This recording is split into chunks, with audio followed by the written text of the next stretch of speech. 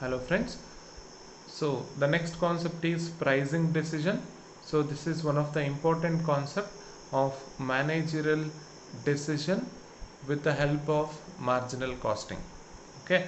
So pricing decision problem that we are going to see, that means pricing decision means so fixing the price for the product based on the cost for each different product and based on the other relevant information given in the problem. Okay, so in this particular problem, a plant is capable of operating 6000 machine hours interchangeably for any of the three products. That means any of the three products can be produced, but all three products are not produced at a time.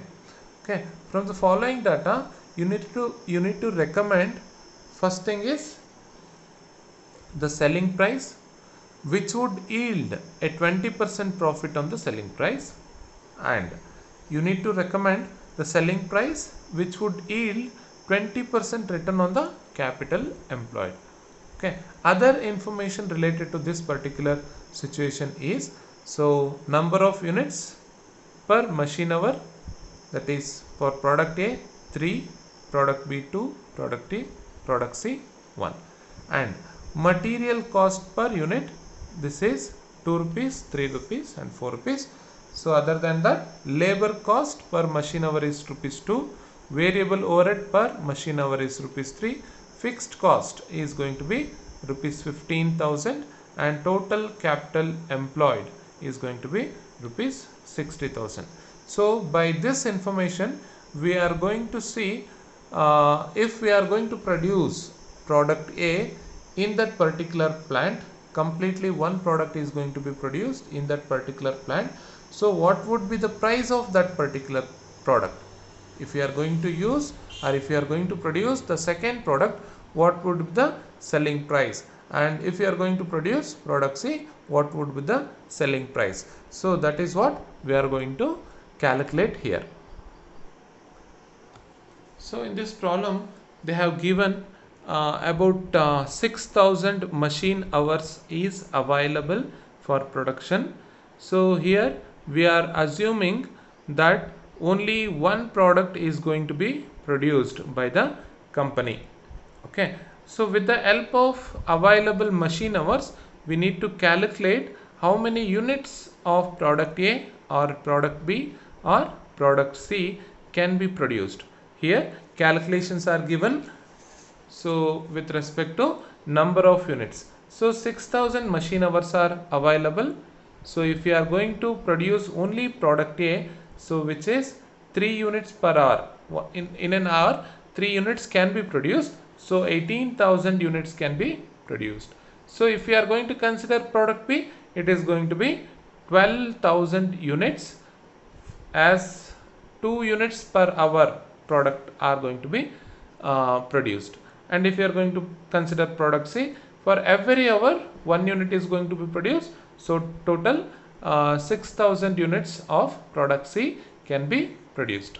So using this information we are going to calculate the selling price for each different product. So here we are going to consider different cost associated with three different products. Okay, so the first one is material cost per unit as per the problem, that is 2, 3 and 4 respectively. Labor cost per machine hour per unit, machine hour per unit into hourly rate. So this formula is used to calculate these values. So if you see the working note, product A with 3 units per hour, so total 0.67 is going to be the labor cost. Okay, and for product B, just like in the previous calculation, it is going to be rupees 1 per unit, and for product C it is going to be rupees 2 per unit. Now in the same manner we are going to consider the variable overhead. So for variable overhead also working note is given. You can refer the working note for the values calculated here. Okay, the total variable cost, considering all three items, the total variable cost for the three products are given, calculated here, and with the help of these total variable cost, unit variable cost, I am going to subtract the unit fixed cost. So calculation for the unit fixed cost is also given in the working note. So unit fixed cost is going to be 0.83, 1.25 and 2.50. So the total cost per unit for product A is going to be 4.5, for product B it is going to be 6.75, for product C it is going to be 11.65. So here the yielding 20% profit on the selling price. So 20% profit on the selling price is going to be equivalent to 25% on the total cost. So for that reason, so this calculation is also given in the working note that you can refer. So if you are going to calculate the 25% on the total cost, so 25% on 4.5 rupees, so you will get 1.125. this is going to be unit profit for product A. So the selling price, by adding the cost and profit, the selling price is going to be 5.625. the same way for product B and for product C is also calculated. Here all the working note regarding the previous calculations that I was telling. The labor cost are calculated like this, the variable overhead calculated like this, the unit fixed cost are calculated like this, and ultimately the selling price and the profit of the selling price, that is 20% on selling price is equal to profit to cost ratio is going to be 25%. So based on this calculation, the profit is calculated, and by adding the total cost and profit we will arrive at the selling price.